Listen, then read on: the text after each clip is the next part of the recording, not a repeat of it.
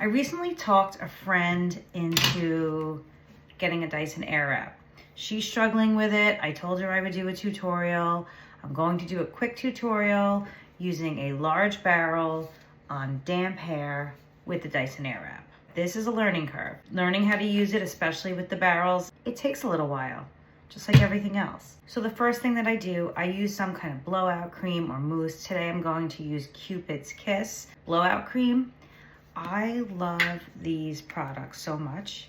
My hair, although it looks thick, it's really not. And I don't want anything that's going to weigh it down. Next, I section my hair just so I can curl the bottom section. But with a Dyson Airwrap, depending on which way you want to curl your hair, you need to turn this thing on the top. When you turn it on, you grab a section, and if you've had it turned the wrong way, your hair will not catch on to it. So you just switch it on the top. You start from the bottom, let it sit about 10 seconds. When I first turn it on, I let it sit a little bit longer because it takes a minute for it to heat up. So I let it heat up. I kind of feel the hair sometimes and make sure that it's dry, and I get as close to the root as possible so that the root dries as well. So the Airwrap is not going to give you tight curls. The whole idea here is volume. It's kind of like as if you're using hot rollers. Some people like to use the cold shot, which is right here. You just pull it up and it's supposed to set your curl in place. I'm not so great at it.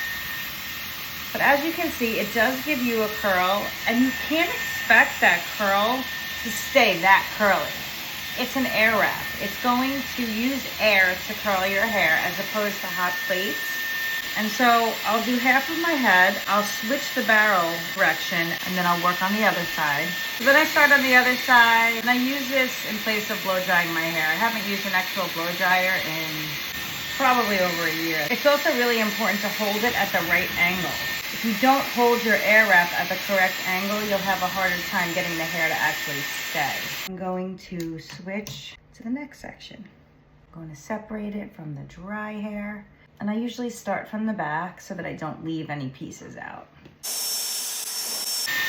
For some reason, with my hair, one side always comes out different or better than the other side. I don't know if this is like a hair curling phenomenon that everybody experiences, but for me, that's kind of always been the way it is, no matter what tool I use.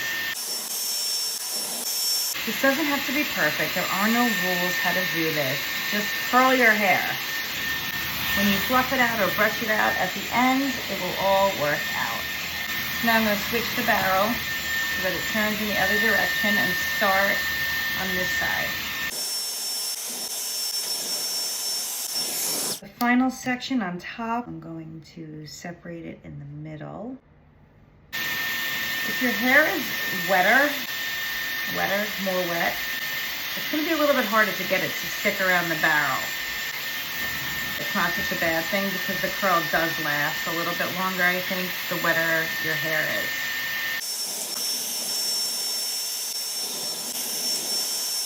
I think the whole process altogether probably will take me in total about 10 minutes. So this side is always the side that curls better than this side does. I turn the top to switch sides. I actually wonder if that's where my friend went wrong. She said, how you doing? She said that the hair wouldn't stick, wouldn't stay, and I'm wondering if she forgot to switch on the top.